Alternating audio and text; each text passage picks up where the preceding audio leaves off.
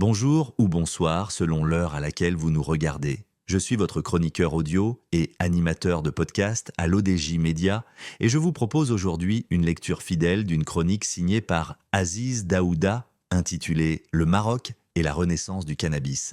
Histoire, régulation et enjeux économiques actuels qu'on écoutera ensemble dans ce podcast. L'auteur commence son article ainsi: le Maroc a amorcé une phase majeure dans la structuration de son industrie du cannabis avec l'autorisation de commercialisation de 67 produits de dérivés, 26 cosmétiques et 41 compléments alimentaires répondant aux normes et dûment enregistrés auprès de l'Agence marocaine du médicament et des produits de santé. L'étape est préalable à leur mise sur le marché national ou leur exportation. L'Agence nationale de régulation des activités liées au cannabis, par sa vigilance, quant à elle, reflète la volonté du pays de préserver sa crédibilité auprès des investisseurs et partenaires étrangers dans un marché mondial en expansion. Alors que bon nombre de citoyens pensent que le kiff avait été interdit parce que nocif pour la santé, un rappel historique permet de comprendre ce qui s'est réellement passé et pourquoi cette plante miraculeuse s'est retrouvée comme par magie dans le viseur de la lutte anti-drogue. Le chanvre a connu multiples usages pendant des millénaires. Fibre textile robuste, il servait à confectionner les voiles et cordages des bateaux. Sans cela, l'humain n'aurait pu naviguer longtemps et loin. Les premiers papiers imprimés et les vêtements dans plus d'une région étaient aussi à base de chanvre. Sa culture nécessitait peu de travail, peu d'eau, faisant d'elle une concurrente redoutable du coton. L'interdiction du cannabis doit être relue à l'aune de la révolution industrielle et de l'essor du coton à partir du XIXe siècle. Les machines à filer et tisser, conçues dédiées pour le coton, firent de celui-ci la fibre dominante, favorisant son essor massif. De plus, les empires coloniaux britanniques et américains exploitaient de vastes plantations avec une main-d'œuvre servile, d'abord par l'esclavage puis par des travailleurs faiblement rémunérés. Ces puissants intérêts mirent le chanvre en difficulté. L'auteur ajoute ainsi: le virage décisif remonte aux années 30 aux États-Unis, quand les industries du coton, du papier et l'industrie chimique émergente, notamment avec les fibres synthétiques, s'allient pour éliminer le chanvre. Un certain Harry Anslinger, alors chef du Bureau fédéral américain des narcotiques, sans doute de connivence avec les intérêts des grands groupes industriels, mène une campagne combinant à dessein chanvre industriel et cannabis récréatif. En 1937, le Marijuana Tax Act interdit la culture du chanvre. Propagande et intérêts économiques aidant, cette politique s'exporte à travers le monde. Par une convention unique sur les stupéfiants, en 1961, l'ONU classe le cannabis parmi les drogues à contrôle strict, marginalisant ainsi durablement le chanvre. Le coton devient alors la fibre dominante au profit des réseaux industriels. Au Maroc, le kiff, forme traditionnelle de cannabis souvent mélangée au tabac et consommée dans le sepsi, est au cœur d'une histoire riche et complexe, marquée par des dynamiques sociales, politiques et économiques. Depuis des siècles, le kiff est cultivé principalement au nord autour de Chefchaouen, Ketama ou Issagen. Loin d'être seulement une plante illégale, il était historiquement toléré et perçu comme essentiel à la subsistance locale. Utilisé autant pour ses vertus sociales que médicinales, il s'inscrivait dans le quotidien des populations quasiment partout. Dès 1906 est créée une entreprise pour assurer le contrôle sur le kiff.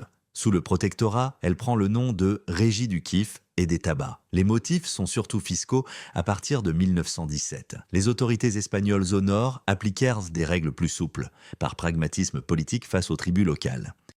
À l'indépendance, le Maroc hérite d'un dilemme complexe. Le kiff est profondément enraciné dans la société mais fait face à des pressions internationales grandissantes. Sous Mohamed VI, puis Hassan II, le pays adopte des mesures progressives.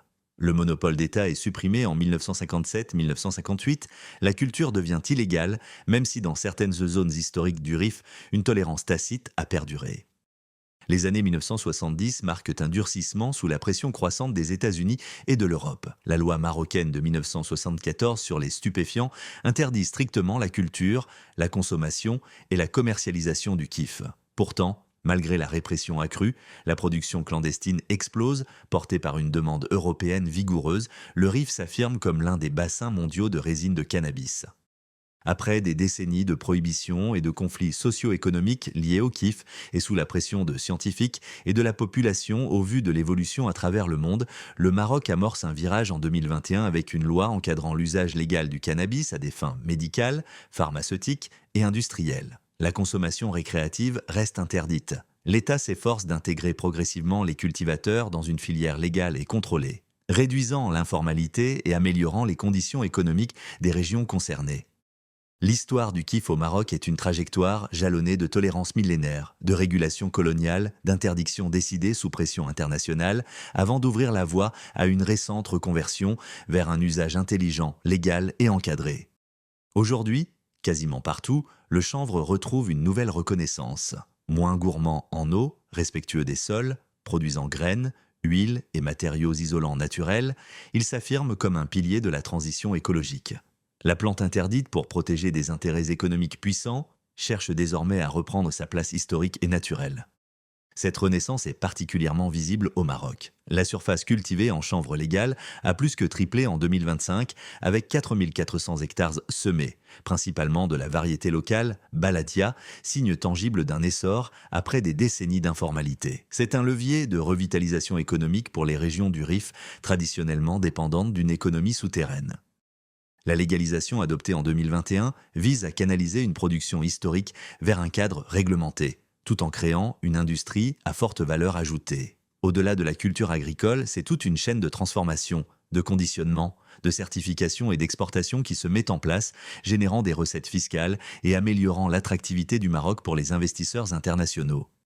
L'auteur conclut ainsi, il ne s'agit plus seulement de cultiver du cannabis, mais de développer une industrie structurée, respectueuse de normes strictes, capable de s'imposer sur un marché mondial dynamique. Cette mutation économique est perçue comme une chance de réconcilier un secteur longtemps et illégal avec les mécanismes d'une économie puissante. Les défis restent cependant nombreux depuis la régulation stricte jusqu'à la lutte contre les détournements illicites, en passant par l'organisation des coopératives et l'adaptation fiscale. Mais le cap est clair, transformer un héritage agricole ancien en moteur de croissance inclusive et d'intégration économique durable. Voilà, chers auditeurs, la chronique d'Aziz Daouda nous a permis de revisiter l'histoire du cannabis au Maroc, de ses usages millénaires à sa régulation moderne en passant par ses interdictions imposées de l'extérieur. Merci de votre fidélité. Je vous donne rendez-vous très bientôt pour une nouvelle chronique sur l'ODJ Média.